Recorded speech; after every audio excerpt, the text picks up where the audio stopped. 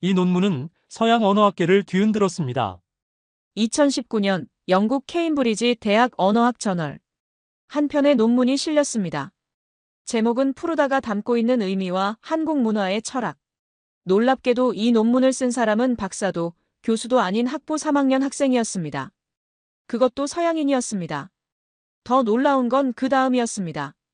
이 논문은 한국어에 관한 것이었습니다. 그동안 서양학계에서 거의 주목받지 못했던 수강생이 단 5명에 불과했던 그 한국어 말입니다.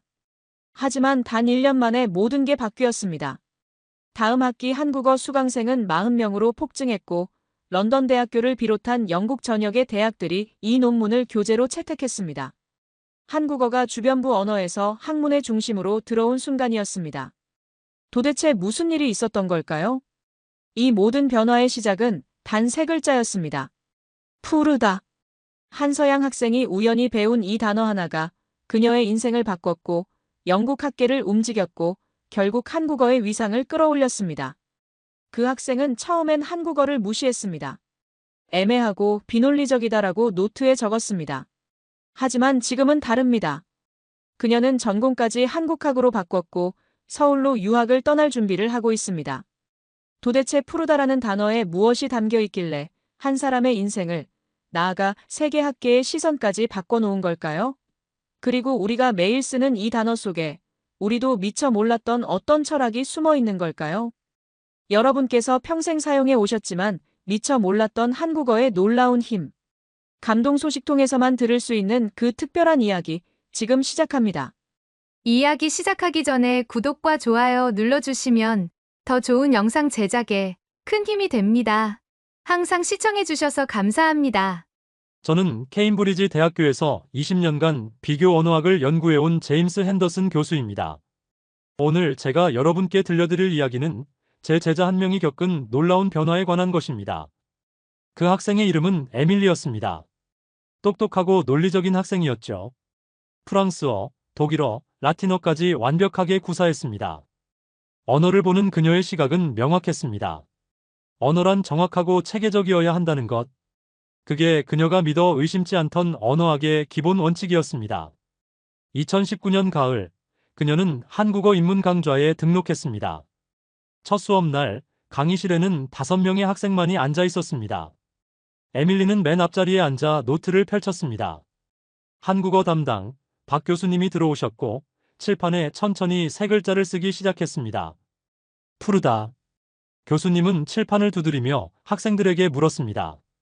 이 단어가 무슨 색을 의미하는지 아는 사람이 있냐고요. 한 학생이 손을 들었습니다. 파란색 아니냐고 말이죠. 박 교수님은 고개를 끄덕이며 답했습니다. 맞습니다. 하지만 초록색을 의미하기도 합니다. 순간 강의실이 조용해졌습니다. 학생들은 서로를 바라보며 의아한 표정을 지었습니다. 에밀리는 손을 들었습니다. 그녀의 목소리엔 당혹감이 묻어났습니다. 한 단어가 어떻게 2가지 완전히 다른 색을 동시에 나타낼 수 있냐고 물었죠. 박 교수님은 차분하게 설명했습니다. 한국어에서 푸르다는 하늘의 파랑도 나뭇잎의 초록도 모두 표현할 수 있다고요.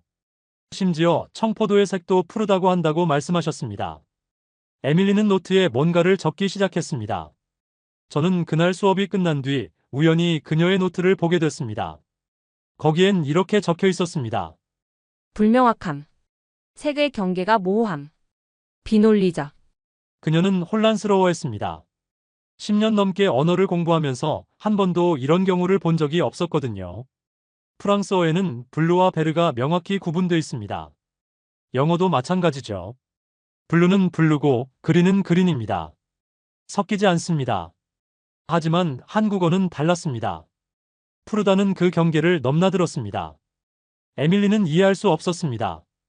이건 언어가 발달하지 못한 증거가 아닐까? 색을 제대로 구분하지 못하는 문화적 한계가 아닐까? 그녀의 머릿속엔 그런 생각들이 가득했습니다. 수업이 끝나고 에밀리는 도서관으로 향했습니다. 그녀는 색채 언어학에 관한 자료를 찾기 시작했습니다. 베를린과 K의 색채 범주 이론, 각 언어의 색 분류 체계. 그녀가 찾은 모든 자료는 한 가지를 말하고 있었습니다. 인류의 언어는 점점 더 세밀하게 색을 구분하는 방향으로 발달한다고요. 그렇다면 한국어는 뒤처진 언어란 말인가요? 에밀리는 그렇게 결론 지으려 했습니다. 하지만 뭔가 찝찝했습니다. 박 교수님의 설명에는 확신이 있었습니다. 마치 이 모호함 속에 뭔가 더 깊은 의미가 숨어 있다는 듯이요. 저는 그날 저녁 에밀리와 마주쳤습니다. 그녀는 저에게 물었습니다. 교수님, 언어가 불명확하다는 건 결함 아니냐고요. 저는 그녀에게 이렇게 답했습니다. 에밀리, 명확함만이 언어의 미덕은 아니랍니다. 때로는 모호함 속에 더 풍부한 의미가 담겨 있을 수도 있어요. 하지만 그 말은 그녀의 마음에 닿지 못했습니다. 그녀는 여전히 납득하지 못한 표정이었습니다. 그날 밤, 에밀리는 잠들지 못하고 창밖을 바라봤다고 나중에 저에게 말했습니다. 밤하늘은 깊고 어두웠습니다. 그 하늘을 보며 그녀는 생각했습니다. 저 하늘은 파란색일까, 검은색일까? 아니면 둘 다일까? 그녀의 여정은 이제 막 시작된 것이었습니다. 다음 주 수업이 시작됐습니다. 에밀리는 여전히 푸르다라는 단어를 이해하지 못한 채 강의실에 들어섰습니다. 그녀는 이번 시간에는 명확한 답을 얻을 수 있을 거라 기대했습니다. 하지만 박 교수님이 칠판에 쓰기 시작한 단어들을 보는 순간 에밀리의 얼굴은 창백해졌습니다. 푸르다, 새파랗다, 파랗다, 퍼렇다, 지푸르다, 시퍼렇다. 6개의 단어가 칠판을 가득 채웠습니다. 박 교수님은 하나하나 발음하며 설명했습니다. 이 모든 단어가 파란색과 관련이 있다고요. 하지만 각각 느낌이 다르다고 말씀하셨습니다. 에밀리는 손을 들 생각도 못했습니다.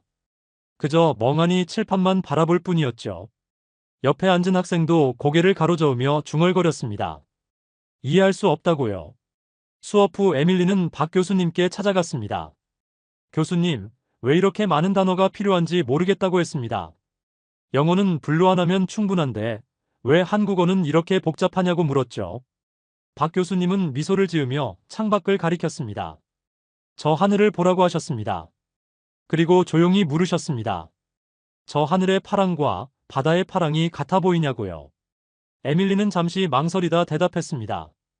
둘 다 블루라고요. 교수님은 고개를 끄덕이셨습니다.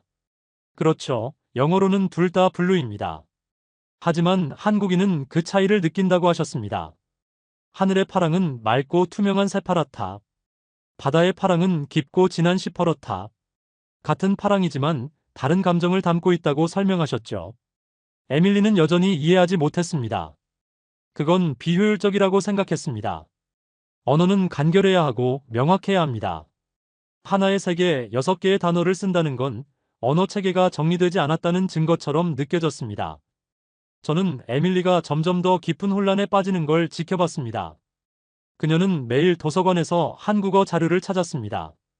색채 관련 논문, 언어 비교 연구, 심지어 한국 문학 작품까지 읽기 시작했습니다. 하지만 읽으면 읽을수록 혼란만 가중됐습니다. 그녀의 노트는 빽빽하게 채워졌습니다. 각 단어의 쓰임, 예문, 차이점. 하지만 마지막 페이지에는 이렇게 적혀 있었습니다. 애매모호, 비과학적, 비효율. 어느 날 저는 에밀리와 함께 점심을 먹었습니다. 그녀는 자신이 이해할 수 없는 것에 대한 좌절감을 털어놨습니다. 자신은 프랑스어도, 독일어도, 라틴어도 완벽하게 마스터했다고요. 하지만 한국어는 다르다고 했습니다. 논리가 보이지 않는다고요. 저는 그녀에게 조언했습니다. 논리로만 언어를 이해하려 하지 말라고요. 언어는 그 언어를 사용하는 사람들의 마음과 문화를 담고 있다고 말이죠. 하지만 에밀리는 고개를 저었습니다. 그건 학문적 접근이 아니라고 했습니다. 일주일이 지났습니다. 에밀리는 여전히 답을 찾지 못했습니다. 그녀는 한국어 수업을 포기할까 고민하기 시작했습니다. 이 언어는 자신에게 맞지 않는다고 생각했죠. 그런데 그날 박 교수님이 수업 시작 전에 학생들에게 질문 하나를 던지셨습니다. 조용하지만 강렬한 목소리였습니다. 여러분이 하늘을 볼 때 단순히 색만 보나요? 아니면 거기서 감정도 느껴지나요? 강의실이 조용해졌습니다. 학생들은 서로를 바라봤습니다. 에밀리도 멍하니 교수님을 쳐다봤습니다. 그 질문은 그녀가 한 번도 생각해 본 적 없는 것이었습니다. 색과 감정. 그 둘이 연결될 수 있다는 생각을 그녀는 한 번도 해본 적이 없었습니다. 색은 과학이고 파장이고 명확한 분류 체계였습니다. 감정은 주관적이고 모호하고 측정할 수 없는 것이었죠. 하지만 박 교수님의 질문은 그 경계를 무너뜨리고 있었습니다. 수업이 끝난 뒤 에밀리는 캠퍼스를 천천히 걸었습니다. 10월의 케임브리지는 아름다웠습니다. 단풍이 물들기 시작했고 하늘은 높고 맑았습니다. 그녀는 무심코 하늘을 올려다봤습니다. 그 순간 뭔가가 그녀의 마음속에서 움직이기 시작했습니다. 아직 명확한 형태는 아니었습니다. 하지만 분명히 뭔가가 바뀌고 있었습니다. 그녀의 여정에서 가장 중요한 순간이 다가오고 있었습니다. 그날은 10월 중순이었습니다. 케임브리지에 유난히 맑은 날씨가 찾아왔습니다. 구름 한 점 없이 청명한 가을 하늘. 햇살은 부드러웠고 공기는 투명했습니다. 에밀리는 점심시간에 킹스 칼리지 앞 잔디밭에 앉아 있었습니다. 책을 읽으려 했지만 집중이 되지 않았습니다. 지난 몇 주간 그녀를 괴롭혀온 질문들이 머릿속을 떠나지 않았습니다. 왜 한국어는 색 하나에 이렇게 많은 단어를 쓸까? 왜 명확하게 구분하지 않을까? 대체 그 안에 무슨 의미가 있을까? 그녀는 책을 덮고 잔디밭에 누웠습니다. 그리고 하늘을 올려다봤습니다. 그 순간이었습니다. 하늘은 믿을 수 없을 만큼 투명했습니다. 깊고 맑고 청아한 파란색이었습니다. 에밀리는 그 하늘을 보며 무언가를 느꼈습니다. 단순히 파란색이라는 색채만이 아니었습니다. 그 안에서 신선함이 느껴졌습니다. 생명력이 느껴졌습니다. 그리고 그녀의 입에서 자연스럽게 한국어 단어가 흘러나왔습니다. 새파랗다. 순간 에밀리는 깜짝 놀라 벌떡 일어났습니다. 방금 자신이 무슨 말을 한 거죠? 그녀는 자신도 모르게 한국어로 하늘을 표현한 것입니다. 블루도 아니고 스카이 블루도 아니었습니다. 새파랗다. 그녀는 다시 하늘을 올려다봤습니다. 이번엔 달랐습니다. 그 단어가 왜 필요한지 이해가 되기 시작했습니다. 저 하늘은 그냥 블루가 아니었습니다. 새파랗다였습니다. 갓 태어난 듯한 신선함, 젊음, 희망이 담긴 파랑이었습니다. 에밀리는 손이 떨렸습니다. 3주 전 처음 푸르다를 배웠을 때의 혼란이 떠올랐습니다. 그때 그녀는 이해하지 못했습니다. 왜 한국어는 색을 명확히 구분하지 않는지, 왜 하나의 색에 여러 단어가 필요한지. 하지만 지금, 이 순간, 그녀는 알았습니다. 한국어는 색을 구분하지 못하는 게 아니었습니다. 오히려 더 세밀하게, 더 풍부하게 구분하고 있었던 것입니다. 단지 그 기준이 파장이 아니라 감정이었을 뿐. 에밀리는 도서관으로 뛰어갔습니다. 그녀는 지난 몇 주간 정리했던 노트를 펼쳤습니다. 새파랗다, 시퍼렇다, 퍼렇다. 각각의 단어 옆에 그녀가 적어둔 예문들이 보였습니다. 새파란 하늘, 시퍼런 바다, 퍼런 얼굴. 그녀는 이제 이해했습니다. 새파랗다는 밝고 생기 있는 파랑, 시퍼렇다는 깊고 강렬한 파랑, 퍼렇다는 차갑고 생기 없는 파랑. 같은 파란색이지만 완전히 다른 감정과 이미지를 담고 있었습니다. 에밀리는 노트 마지막 페이지에 적혀있던 자신의 메모를 봤습니다. 애매모호. 비과학적. 비효율. 그녀는 천천히 펜을 들었습니다. 그리고 그 아래에 새로운 문장을 적었습니다. 아니다. 이건 섬세함이다. 저는 그날 오후 에밀리를 우연히 만났습니다. 그녀는 흥분한 표정으로 저에게 다가왔습니다. 교수님, 이제 알 것 같다고 했습니다. 한국어가 왜 그렇게 많은 색 단어를 가지고 있는지. 그건 언어의 결함이 아니라 풍부함이었다고요. 저는 미소 지으며 물었습니다. 무엇이 그녀를 변화시켰냐고요. 에밀리는 하늘을 가리켰습니다. 그리고 말했습니다. 오늘 하늘이 새파랬어요, 교수님. 저는 그 순간 알았습니다. 에밀리가 드디어 한국어의 본질을 깨달은 것을요. 그녀는 더 이상 논리와 체계로만 언어를 보지 않게 되었습니다. 언어는 감정이고 문화이고 삶이라는 것을 이해하기 시작한 것입니다. 그날 저녁 에밀리는 한국어 수업 자료를 다시 펼쳤습니다. 예전과 달리 모든 것이 다르게 보였습니다. 푸른 하늘, 푸른 산, 푸른 바다. 각각의 표현이 담고 있는 감정이 느껴졌습니다. 그녀는 비로소 한국어라는 언어가 가진 철학을 엿보기 시작했습니다. 색은 단순한 파장이 아니었습니다. 색은 감정이었고 기억이었고 삶이었습니다. 한국인들은 수천 년 동안 그렇게 세상을 바라봐왔던 것입니다. 에밀리의 여정은 이제 새로운 단계로 접어들고 있었습니다. 그녀는 단순히 언어를 배우는 학생이 아니었습니다. 한국 문화의 깊이를 이해하기 시작한 탐구자가 되어가고 있었습니다. 하지만 그녀는 아직 몰랐습니다. 푸르다라는 단어가 가진 진짜 의미를, 그 단어 속에 담긴 한국인의 철학을 완전히 이해하기까지는 아직 한 걸음이 더 남아있다는 것을요. 하늘을 보며 깨달음을 얻은 뒤 에밀리는 완전히 달라졌습니다. 그녀는 매일 한국어 자료를 찾아 읽었습니다. 더 이상 의무가 아니었습니다. 진심으로 궁금했습니다. 이 언어가 품고 있는 세계가 얼마나 넓은지 알고 싶었습니다. 어느 날 박 교수님이 과제를 내주셨습니다. 한국의 현대시 한 편을 읽고 그 안에 담긴 의미를 분석하라는 것이었습니다. 에밀리는 도서관에서 한국 시집을 찾았습니다. 영어로 번역된 책이었지만 원문도 함께 실려 있었습니다. 그녀는 책장을 넘기다가 한 시의 제목에서 멈췄습니다. 푸른 날들이라는 시였습니다. 에밀리는 호기심이 생겼습니다. 푸르다는 단어가 시 제목에 쓰였다니. 그녀는 시를 읽기 시작했습니다. 시의 첫 구절이 그녀의 눈을 사로잡았습니다. 그대는 푸르다. 에밀리는 멈췄습니다. 잠깐, 뭐라고요? 사람이 푸르다고요? 그녀는 다시 읽었습니다. 번역문을 봐도 같았습니다. 당신은 푸르다고 적혀 있었습니다. 에밀리는 혼란스러웠습니다. 지난 몇 주간 그녀가 이해한 푸르다는 하늘과 바다, 자연의 색이었습니다. 하지만 사람이 푸르다니. 이게 무슨 의미일까요? 피부색을 말하는 건가요? 아니면 비유적 표현인가요? 그녀는 책상에 앉아 사전을 뒤지기 시작했습니다. 인터넷을 검색했습니다. 한국어 포럼에 질문도 올렸습니다. 대체 사람이 푸르다는 게 무슨 뜻이냐고요? 며칠이 지났습니다. 에밀리는 여러 자료를 찾았습니다. 한국 문학 논문, 언어학 연구, 심지어 한국인들이 쓴 블로그까지 읽었습니다. 그리고 천천히, 아주 천천히 그 의미가 보이기 시작했습니다. 푸르다는 단순한 색이 아니었습니다. 그건 가능성이었습니다. 아직 익지 않은 열매처럼, 아직 완성되지 않은 존재. 그래서 더 많은 가능성을 품고 있는 상태. 그것이 푸르다였습니다. 에밀리는 다시 그 시를 읽었습니다. 이번엔 다르게 보였습니다.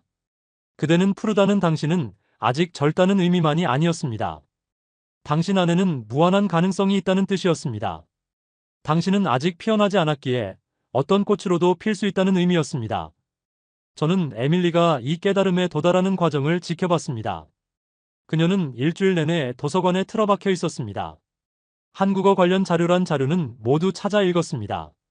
그리고 어느 금요일 오후 그녀가 제 연구실을 찾아왔습니다. 에밀리는 흥분한 목소리로 말했습니다. 교수님, 이제 알겠다고요. 푸르다는 색이 아니라 철학이라고. 한국인들은 색을 통해 인생을 표현한다고 말이죠. 그녀는 노트를 펼쳤습니다. 거기엔 빽빽하게 메모가 적혀 있었습니다. 푸른 산은 살아있는 산. 푸른 꿈은 이루어질 가능성이 있는 꿈. 푸른 청춘은 아직 펼쳐지지 않은 인생. 에밀리는 계속 설명했습니다. 한국 사람들은 왜 청춘을 푸르다고 표현하는지 이제 안다고요. 그건 젊음이 아직 완성되지 않았기 때문이라고. 아직 어떤 색으로도 물들 수 있기 때문이라고 말입니다. 저는 그녀의 말을 들으며 감탄했습니다. 불과 한 달 전만 해도 한국어를 비논리적이라 여겼던 학생이 이제는 그 언어의 철학적 깊이를 이해하고 있었습니다. 에밀리는 더 많은 예를 찾았습니다. 한국 가요 제목에도 푸르다는 단어가 자주 쓰였습니다. 푸른 꿈, 푸른 밤, 푸른 날. 각각이 단순한 색이 아닌 특별한 의미를 담고 있었습니다. 그녀는 특히 푸른 날이라는 표현에 매료됐습니다. 날이 어떻게 푸를 수 있을까요? 하지만 한국인들은 그렇게 표현했습니다. 가능성으로 가득한 날, 희망이 살아있는 날. 그것이 푸른 날이었습니다. 에밀리는 이제 이해했습니다. 한국어에서 푸르다는 단순히 파랑이나 초록을 넘어서는 개념이었습니다. 그건 생명이었고 희망이었고 미래였습니다. 아직 완성되지 않았기에 더 아름다운 것. 그것을 한국인들은 푸르다고 표현한 것입니다. 그날 밤, 에밀리는 자신의 과제 에세이를 쓰기 시작했습니다. 제목은 이렇게 정했습니다. 푸르다 색이 아닌 철학, 단어가 아닌 세계관. 그녀는 키보드를 두드리며 생각했습니다. 자신이 처음 이 단어를 배웠을 때를 떠올렸습니다. 그때의 혼란, 좌절, 이해할 수 없음. 하지만 지금은 달랐습니다. 이제 그녀는 알았습니다. 언어는 단순히 의사소통의 도구가 아니라 한 민족이 세상을 바라보는 방식이라는 것을요. 그리고 푸르다는 한국인들이 세상을 얼마나 희망적으로 바라보는지를 보여주는 단어였습니다. 고난의 역사 속에서도 어려운 시절을 겪으면서도 한국인들은 푸름을 잃지 않았습니다. 내일을 향한 가능성을 믿었습니다. 에밀리는 에세이의 마지막 문장을 이렇게 썼습니다. 푸르다는 한국인의 불굴의 정신이다. 그녀의 손가락이 멈췄습니다. 그리고 조용히 미소 지었습니다. 이 여정이 자신을 얼마나 변화시켰는지 느낄 수 있었습니다. 에밀리의 에세이는 박 교수님께 제출됐습니다. 일주일 후 그녀는 교수님으로부터 이메일을 받았습니다. 짧은 메시지였지만 그 내용은 에밀리를 놀라게 했습니다. 박 교수님은 에밀리의 에세이를 언어학과 교수진 회의에서 공유했다고 했습니다. 그리고 다음 달 있을 학과 세미나에서 이 내용을 발표해달라는 요청이었습니다. 케임브리지 언어학과의 모든 교수와 대학원생들 앞에서요. 에밀리는 손이 떨렸습니다. 그녀는 아직 학부생이었습니다. 석사나 박사 과정도 아닌 3학년 학부생이 교수들 앞에서 발표를 한다는 것. 게다가 주제는 한국어. 대부분의 교수들이 생소해하는 언어였습니다. 저는 에밀리가 망설이는 것을 알았습니다. 그녀가 제 연구실을 찾아왔을 때 그녀의 얼굴엔 두려움이 가득했습니다. 교수님, 제가 할 수 있을까요? 저보다 훨씬 많이 아시는 분들 앞에서 제가 무슨 말을 할 수 있을까요? 저는 그녀에게 말했습니다. 에밀리, 당신은 이미 그 단어의 진짜 의미를 발견했다고요. 그건 학문적 지식이 아니라 진심 어린 깨달음이라고. 그게 가장 중요한 거라고 말이죠. 에밀리는 2주 동안 발표를 준비했습니다. 그녀는 더 많은 자료를 찾았습니다. 한국의 역사, 문화, 예술 속에서 푸르다는 단어가 어떻게 쓰였는지 조사했습니다. 한국 전쟁 이후의 시들, 민주화 운동 시기의 노래들, 현대 한국 문학 작품들. 그 모든 곳에서 푸르다는 단어는 희망의 상징으로 쓰이고 있었습니다. 세미나 당일이 다가왔습니다. 11월의 어느 목요일 오후 언어학과 세미나실에는 20명이 넘는 교수들과 대학원생들이 모여 있었습니다. 저도 그 자리에 있었습니다. 에밀리는 단상에 올랐습니다. 그녀의 손은 떨리고 있었지만 눈빛은 확고했습니다. 그녀는 천천히 말문을 열었습니다. 처음엔 자신의 경험을 이야기했습니다. 어떻게 한국어를 선택하게 됐는지, 푸르다는 단어를 처음 봤을 때 얼마나 혼란스러웠는지. 청중들은 고개를 끄덕이며 들었습니다. 그들도 비슷한 경험이 있었을 것입니다. 익숙하지 않은 언어 체계 앞에서의 당혹감 말이죠. 하지만 에밀리의 이야기는 거기서 끝나지 않았습니다. 그녀는 설명했습니다. 자신이 어떻게 그 혼란을 넘어섰는지, 무엇을 깨달았는지. 푸르다가 단순한 색이 아니라 철학이라는 것을요. 한 교수가 손을 들었습니다. 그는 프랑스 언어학 전공자였습니다. 그의 질문은 날카로웠습니다. 그렇다면 한국어의 색채 체계는 비효율적이지 않느냐고. 명확한 구분이 없으면 의사소통에 혼란이 생기지 않느냐고 물었습니다. 에밀리는 잠시 멈췄습니다. 그리고 조용히 하지만 단호하게 대답했습니다. 서양 언어는 색을 과학으로 나눴습니다. 하지만 한국어는 색을 감정과 삶으로 표현했습니다. 그것이 잘못입니까? 아니요, 그건 다름입니다. 세미나실이 조용해졌습니다. 에밀리는 계속했습니다. 그녀는 준비해온 자료들을 보여줬습니다. 한국 시의 예문들, 노래 가사들, 일상적인 표현들. 각각이 푸르다는 단어를 통해 얼마나 풍부한 의미를 전달하는지 설명했습니다. 그녀는 말했습니다. 영어로는 블루 하나로 표현해야 하는 수많은 감정들을 한국어는 세파라타, 시퍼러타, 파라타, 푸르다로 섬세하게 구분한다고요. 이건 언어의 미발달이 아니라 감정 표현의 풍부함이라고 말이죠. 저는 청중들의 표정을 살폈습니다. 처음엔 회의적이던 눈빛들이 점점 달라지고 있었습니다. 그들은 에밀리의 말에 귀를 기울이기 시작했습니다. 에밀리는 발표의 마지막 부분에 다다랐습니다. 그녀는 한국의 역사를 이야기했습니다. 식민지배, 전쟁, 분단, 가난. 그 모든 고난 속에서도 한국인들은 푸름을 노래했다고요. 내일을 믿었다고요. 가능성을 포기하지 않았다고요. 푸르다는 단어는 한국인의 회복력입니다. 꺾이지 않는 희망입니다. 에밀리의 목소리에 힘이 실렸습니다. 그녀는 더 이상 떨리지 않았습니다. 우리는 그동안 서양 중심의 언어학으로 세상을 봤습니다. 명확한 구분, 논리적 체계, 효율성. 그것만이 좋은 언어라고 생각했습니다. 에밀리는 잠시 멈췄습니다. 그리고 청중들을 둘러봤습니다. 하지만 저는 배웠습니다. 언어는 그 민족의 마음입니다. 한국어가 색을 이렇게 표현하는 건 한국인들이 세상을 감정으로 느끼기 때문입니다. 그건 결함이 아닙니다. 아름다움입니다. 발표가 끝났습니다. 잠시 침묵이 흘렀습니다. 그리고 박수 소리가 들렸습니다. 처음엔 작았지만 점점 커졌습니다. 몇몇 교수들이 일어섰습니다. 박수는 길게 이어졌습니다. 한올로 교수가 손을 들었습니다. 그는 30년 넘게 언어학을 연구한 분이었습니다. 그의 목소리는 부드러웠지만 진중했습니다. 살면서 이런 발표는 처음 들었습니다. 우리가 지금껏 외면해온 언어의 가치를 한 학생이 이렇게 명쾌하게 보여주다니. 고맙습니다. 에밀리는 눈물을 참았습니다. 그녀는 90도로 인사했습니다. 한국식으로요. 세미나가 끝난 뒤 여러 교수들이 에밀리에게 다가왔습니다. 질문을 하고 의견을 나누고 함께 연구하자는 제안도 있었습니다. 그날 케임브리지 언어학과에서 한국어는 더 이상 주변부 언어가 아니었습니다. 에밀리가 해낸 것입니다. 한 단어에 대한 진심이 학문의 중심을 바꾼 순간이었습니다. 세미나 발표 이후 에밀리는 캠퍼스에서 유명인이 됐습니다. 한국어에 대한 그녀의 열정은 다른 학생들에게도 영향을 미쳤습니다. 다음 학기 한국어 수강 신청자는 5명에서 23명으로 늘었습니다. 하지만 에밀리는 여전히 갈증을 느꼈습니다. 그녀가 이해한 푸르다는 책과 논문을 통한 것이었습니다. 문자로 된 지식이었죠. 그녀는 궁금했습니다. 실제 한국 사람들은 이 단어를 어떻게 느끼고 있을까? 그들의 삶 속에서 푸르다는 어떤 의미일까? 12월의 어느 토요일 오후였습니다. 에밀리는 대학 도서관에서 자료를 찾고 있었습니다.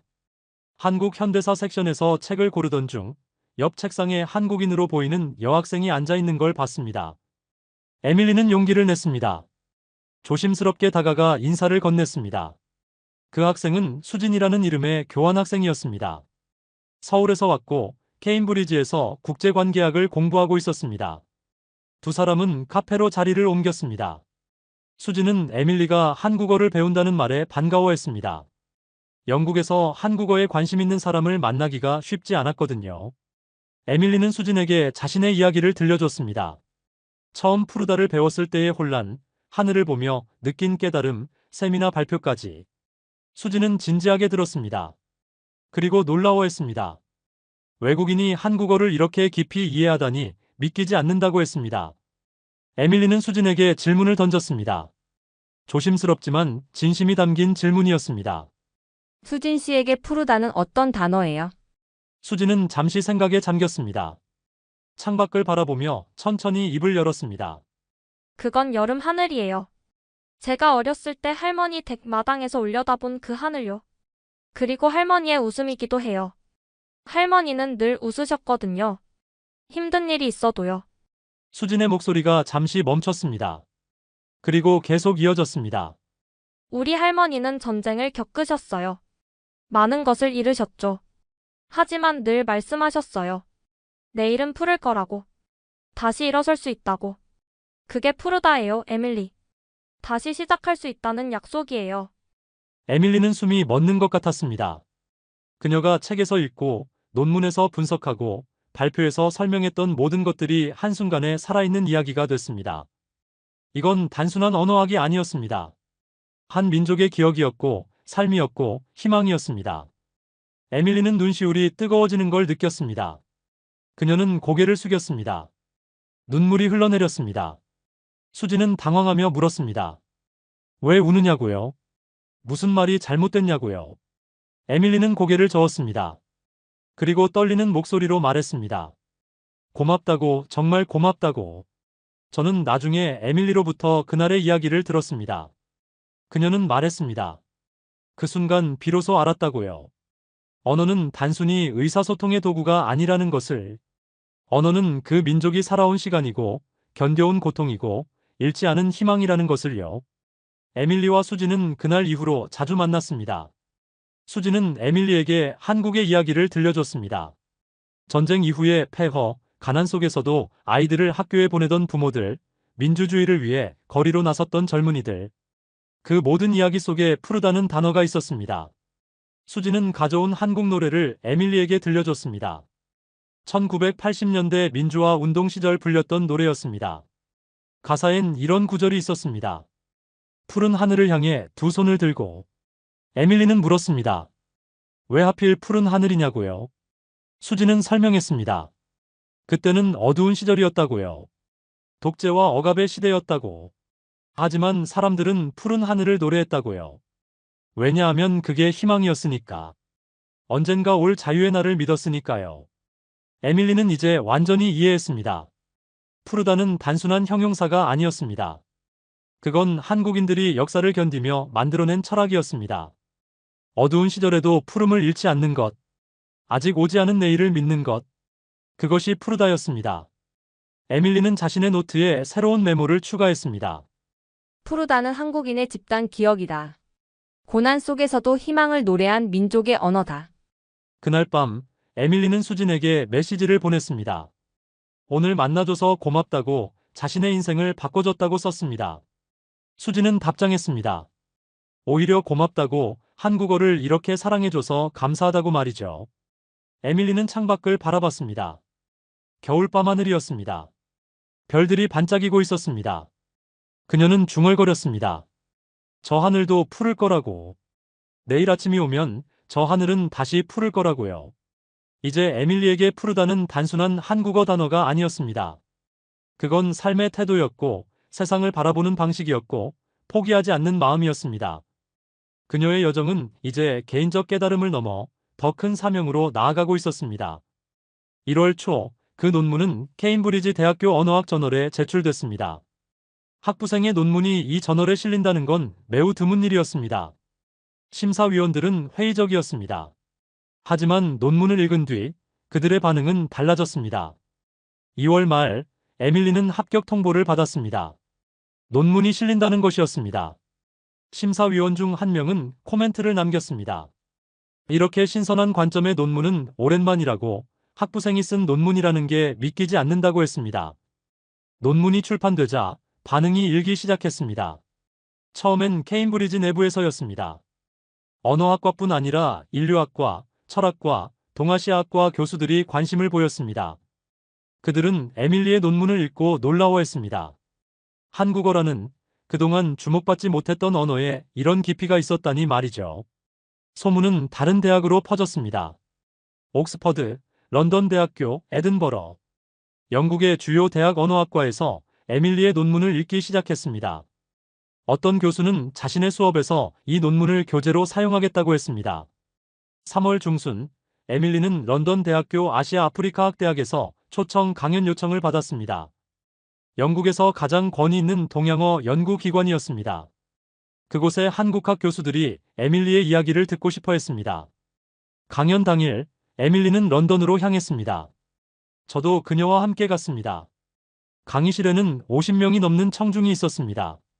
교수들뿐 아니라 대학원생들, 심지어 런던에 거주하는 한국인들도 왔습니다. 에밀리는 자신의 여정을 담담히 이야기했습니다. 처음 푸르다를 배웠을 때의 혼란, 하늘을 보며 느낀 깨달음, 수진과의 대화를 통한 감동. 그녀의 목소리는 차분했지만 진심이 묻어났습니다. 저는 처음에 한국어가 불명확하다고 생각했습니다. 하지만 제가 틀렸습니다. 한국어는 세상을 더 풍부하게 표현하는 언어였습니다. 청중들은 조용히 들었습니다. 에밀리는 계속했습니다. 그녀는 한국어의 색채 표현이 단순히 언어학적 현상이 아니라 한국인의 세계관을 보여준다고 설명했습니다. 고난의 역사 속에서도 희망을 잃지 않았던 민족의 정신이 푸르다는 단어에 담겨 있다고 말했습니다. 강연이 끝나자 질문이 쏟아졌습니다. 한 한국학 교수가 물었습니다. 외국인인 당신이 어떻게 이렇게 깊이 한국어를 이해할 수 있었냐고요. 에밀리는 잠시 생각하다 대답했습니다. 저는 한국인이 아닙니다. 하지만 푸르다는 단어를 통해 한국인의 마음을 조금은 이해하게 됐습니다. 언어는 국경을 넘어 마음을 연결합니다. 청중석 뒤편에 앉아있던 한국인 어르신 한 분이 손을 들었습니다.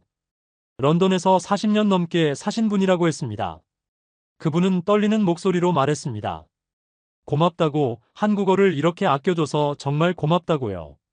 자신도 오랜 세월 외국에 살면서 한국어의 아름다움을 잊고 살았는데 오늘 그걸 다시 깨달았다고 말씀하셨습니다. 그 순간 에밀리의 눈에도 눈물이 고였습니다. 그녀는 90도로 인사했습니다. 천천히 정중하게요. 강연 후 여러 사람들이 에밀리에게 다가왔습니다. 한 출판사 편집자는 책 출판을 제안했습니다. 에밀리의 이야기를 더 많은 사람들에게 전하고 싶다고 했습니다. 몇몇 대학원생들은 함께 연구하고 싶다고 했습니다. 한국 언어와 문화에 대한 비교 연구를 해보자고 제안했습니다. 저는 에밀리를 지켜보며 감회가 깊었습니다. 불과 6개월 전 학점을 채우기 위해 무심히 한국어를 선택했던 학생이었습니다. 하지만 지금 그녀는 한국어 연구의 새로운 지평을 연 학자가 되어 있었습니다. 그날 저녁 런던에서 케임브리지로 돌아가는 기차 안에서 에밀리는 창밖을 바라봤습니다. 해가 지고 있었습니다. 하늘은 붉게 물들고 있었지만 그 위로 아직 푸른 빛이 남아 있었습니다. 에밀리는 조용히 말했습니다. 자신이 이 여정을 시작했을 때는 단순히 언어를 배우는 것이라 생각했다고요. 하지만 지금은 안다고요. 자신이 배운 건 언어가 아니라 삶의 방식이었다고 말이죠. 저는 고개를 끄덕였습니다. 에밀리는 이제 단순한 언어학도가 아니었습니다. 그녀는 문화의 다리가 되고 있었습니다. 한국과 서양을, 동양의 철학과 서양의 학문을 연결하는 다리 말이죠. 4월이 됐습니다. 봄이 왔습니다. 케임브리지의 캠퍼스에는 꽃이 피기 시작했습니다. 에밀리는 도서관 창가에서 공부하다 문득 밖을 바라봤습니다. 나무들이 연두색으로 물들고 있었습니다. 그녀는 미소 지었습니다. 그리고 중얼거렸습니다. 푸르구나. 그 단어는 이제 그녀 삶의 일부가 되어 있었습니다. 세상을 보는 새로운 눈이 되어 있었습니다. 그리고 그녀는 알았습니다. 이 여정은 끝이 아니라 시작이라는 것을요. 에밀리의 이야기는 학계를 넘어 더 많은 사람들에게 전해지고 있었습니다. 한국어의 아름다움을, 그 언어가 품은 철학을 세상에 알리는 여정. 그 여정이 이제 막 본격적으로 시작되고 있었습니다. 5월이 됐습니다. 에밀리의 3학년도 거의 끝나가고 있었습니다. 그녀는 언어학 전공 과정을 우수한 성적으로 마쳐가고 있었습니다. 하지만 그녀의 마음속엔 다른 생각이 자리 잡고 있었습니다. 어느 날 오후 에밀리가 제 연구실을 찾아왔습니다. 그녀는 평소와 달리 조금 긴장한 표정이었습니다. 무언가 중요한 이야기를 하려는 것 같았습니다. 저는 차를 따라주며 천천히 기다렸습니다. 에밀리는 잠시 망설이다 입을 열었습니다. 자신이 결심한 게 있다고 했습니다. 4학년 때 전공을 바꾸고 싶다고요. 저는 놀라지 않았습니다. 어쩌면 예상하고 있었는지도 모릅니다. 하지만 조심스럽게 물었습니다. 무슨 전공으로 바꾸고 싶냐고요. 한국학입니다, 교수님. 저는 이제 한국어를 부전공이 아닌 제 전공으로 하고 싶습니다. 에밀리의 목소리는 확고했습니다. 그녀는 말했습니다. 지난 6개월 동안 자신이 배운 것은 단순히 언어가 아니었다고요. 그건 완전히 새로운 세계였다고. 그 세계를 더 깊이 알고 싶다고 했습니다. 저는 물었습니다. 전공을 바꾸는 건 쉬운 결정이 아니라고요. 언어학에서 한국학으로 가는 건 완전히 다른 길이라고요. 확신이 있냐고 물었습니다. 에밀리는 고개를 끄덕였습니다. 그녀는 가방에서 노트 하나를 꺼냈습니다.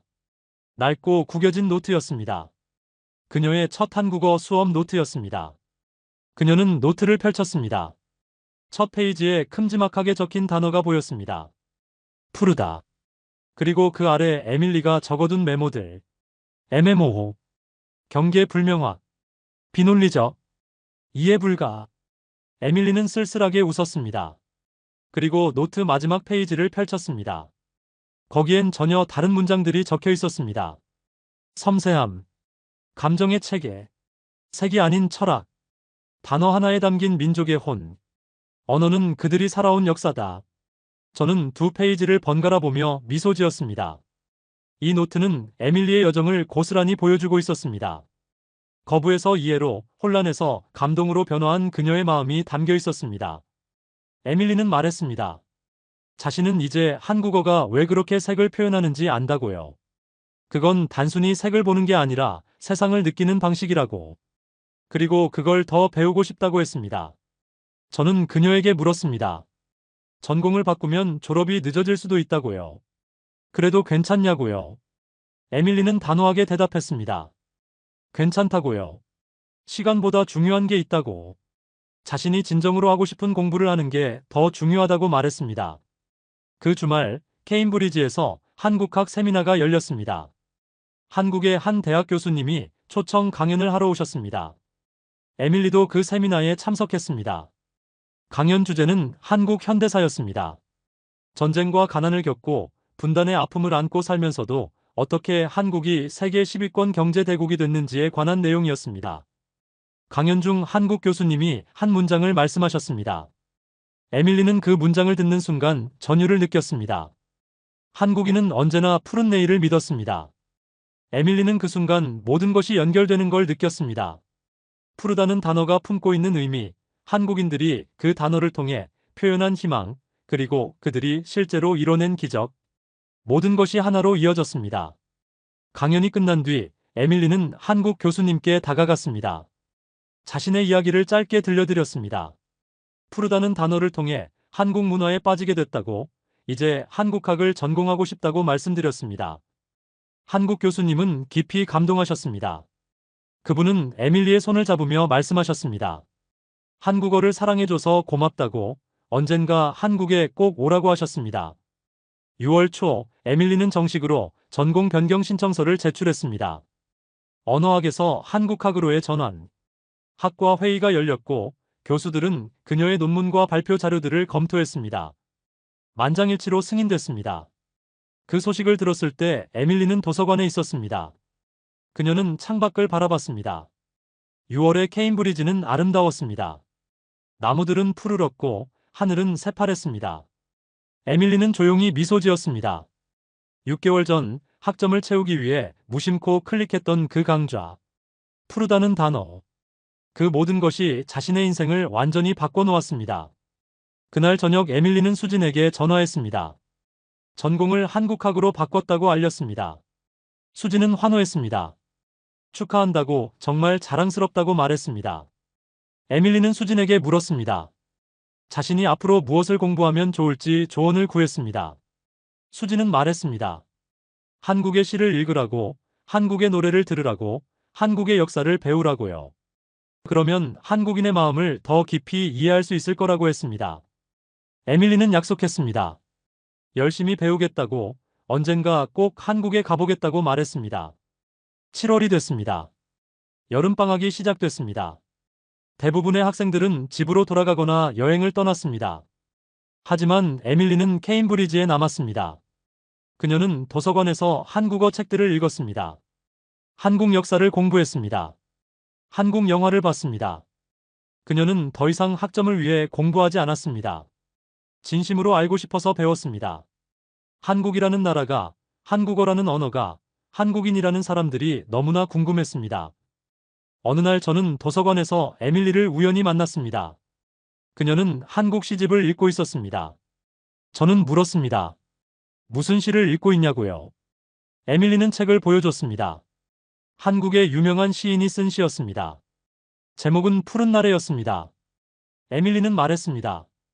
교수님, 이제 알 것 같아요. 왜 한국인들이 이렇게 푸르다는 단어를 사랑하는지. 그건 그들이 절망하지 않는 민족이기 때문이에요. 저는 고개를 끄덕였습니다. 에밀리는 이제 단순한 학생이 아니었습니다. 그녀는 한국 문화의 이해자가 되어 있었습니다. 그리고 그 문화를 세상에 알리는 전달자가 되고 있었습니다. 에밀리의 결정은 많은 사람들에게 영감을 줬습니다. 그녀를 따라 한국어를 배우기 시작한 학생들이 생겼습니다. 한국학에 관심을 갖는 교수들도 늘어났습니다. 단 한 단어, 푸르다가 한 사람의 인생을 바꿨고 그 한 사람이 이제 세상을 조금씩 바꾸고 있었습니다. 그해 겨울이 왔습니다. 12월에 케임브리지는 하얗게 눈으로 덮였습니다. 에밀리는 4학년 첫 학기를 한국학 전공생으로 보내고 있었습니다. 한국어 고급 과정, 한국 현대사, 한국 문학. 그녀의 시간표는 한국으로 가득 찼습니다. 어느 토요일 오후, 에밀리는 도서관 창가에 앉아 있었습니다. 밖에는 눈이 내리고 있었습니다. 고요하고 평화로운 오후였습니다. 그녀는 한국어로 된 시집을 읽고 있었습니다. 이제는 사전의 도움 없이도 많은 부분을 이해할 수 있었습니다. 창밖을 보니 하늘이 묘한 색이었습니다. 흰 눈구름 사이로 푸르스름한 빛이 비쳤습니다. 겨울 하늘 특유의 차갑고도 맑은 색이었습니다. 에밀리는 무의식적으로 중얼거렸습니다. 푸르다. 그리고 미소 지었습니다. 1년 전 자신이 이 단어를 처음 봤을 때를 떠올렸습니다. 그때는 이해할 수 없었습니다. 혼란스러웠고 답답했고 포기하고 싶었습니다. 하지만 지금은 달랐습니다. 에밀리는 가방에서 노트를 꺼냈습니다. 1년 전 첫 수업에서 사용했던 그 노트였습니다. 그녀는 이 노트를 버리지 않고 계속 간직하고 있었습니다. 자신의 변화를 기억하기 위해서였습니다. 그때의 자신은 얼마나 오만했던가. 서양의 기준으로만 언어를 평가하려 했습니다. 명확함만이 옳다고 믿었습니다. 그날 저녁, 에밀리는 박 교수님과 저를 초대해 작은 모임을 가졌습니다. 수진도 함께였습니다. 네 사람은 에밀리의 기숙사 라운지에 모였습니다. 에밀리는 한국 차를 준비했습니다. 수진이 선물한 차였습니다. 따뜻한 차 향기가 방 안에 퍼졌습니다. 창밖으로는 여전히 눈이 내리고 있었습니다. 박 교수님이 물으셨습니다. 1년을 돌아보니 어떠냐고요? 에밀리는 잠시 생각하다 대답했습니다. 제 인생이 완전히 바뀌었습니다. 한 단어 때문에요. 수진이 고개를 끄덕이며 말했습니다. 자신도 에밀리 때문에 변했다고요. 외국에 살면서 한국어를 당연하게 여겼는데 에밀리를 보며 자신의 언어가 얼마나 아름다운지 다시 깨달았다고 했습니다. 저는 두 젊은 여성을 바라보며 감회가 깊었습니다. 언어는 사람을 연결합니다. 문화를 잇습니다. 그리고 세상을 변화시킵니다. 에밀리와 수진이 바로 그 증거였습니다. 박 교수님이 말씀하셨습니다.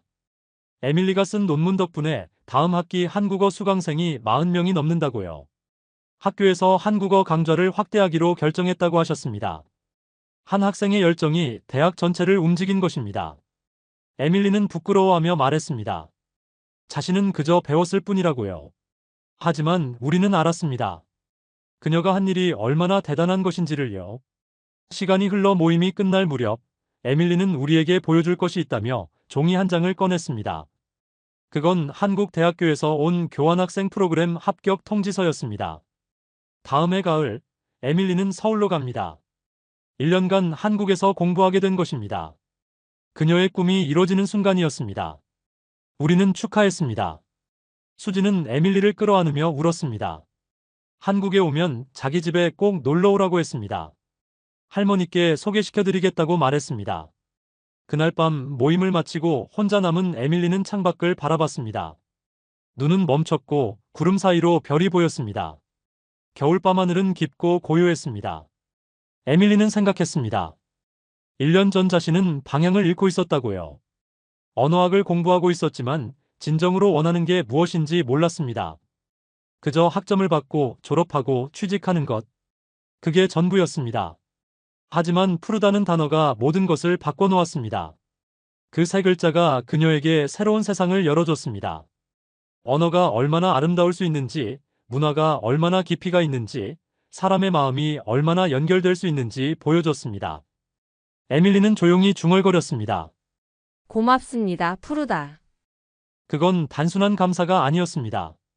그녀의 인생을 바꿔준 그 단어에 대한, 그 단어를 만든 한국인들에 대한, 그리고 그 단어를 통해 만난 모든 사람들에 대한 깊은 감사였습니다. 여러분, 저는 20년 넘게 언어학을 가르쳐 왔습니다. 수많은 학생들을 봤습니다. 하지만 에밀리처럼 한 단어로 인생이 바뀐 학생은 처음이었습니다. 그녀의 이야기는 우리에게 중요한 것을 말해줍니다. 언어는 단순히 소통의 도구가 아니라는 것을요. 언어는 그 민족의 영혼이고 역사이고 철학입니다. 그리고 한국어, 그 아름다운 언어는 세계에 알려져야 할 보물입니다. 푸르다는 단어 하나에 담긴 희망의 철학. 고난 속에서도 내일을 믿는 한국인의 정신. 그것이 바로 한국어가 세계에 전할 수 있는 메시지입니다. 어쩌면 우리는, 한국 사람들은 매일 사용하는 이 언어의 아름다움을 미처 몰랐는지도 모릅니다. 너무 가까이 있어서, 너무 익숙해서 보이지 않았던 것들. 하지만 에밀리 같은 사람들이 그 아름다움을 발견하고 세상에 알리고 있습니다. 오늘도 어디선가 누군가는 한국어를 배우며 감동하고 있습니다. 그 감동이 모여 세상을 조금씩 바꾸고 있습니다. 한국어가, 한국 문화가, 한국인의 정신이 세계로 퍼져나가고 있습니다. 에밀리는 이제 한국으로 갑니다. 그녀가 1년간 꿈꿔온 그곳으로 말이죠. 그곳에서 그녀는 더 많은 것을 배울 것입니다.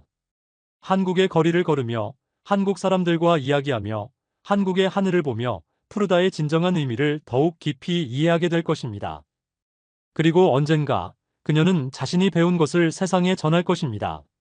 한국어의 아름다움을, 한국 문화의 깊이를, 한국인의 따뜻한 마음을 더 많은 사람들에게 알릴 것입니다.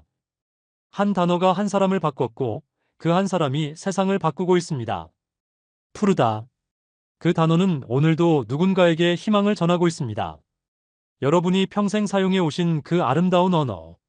그 언어를 자랑스러워하셔도 좋습니다. 왜냐하면 그 언어는 세계 어느 언어보다도 섬세하고 철학적이고 아름답기 때문입니다. 오늘 이야기는 여기서 마칩니다. 하지만 에밀리의 여정은 계속됩니다. 그리고 한국어의 아름다움을 발견하는 사람들의 이야기도 계속되고 있습니다. 여러분께 묻고 싶습니다. 여러분이 가장 좋아하는 한국어 단어는 무엇인가요? 어떤 단어가 여러분의 마음을 울리나요? 혹시 그 단어에 담긴 특별한 의미나 추억이 있으신가요? 댓글로 나눠주시면 감사하겠습니다. 우리가 당연하게 여기는 이 언어가 얼마나 소중한 것인지 함께 기억했으면 합니다. 끝까지 시청해주셔서 감사합니다.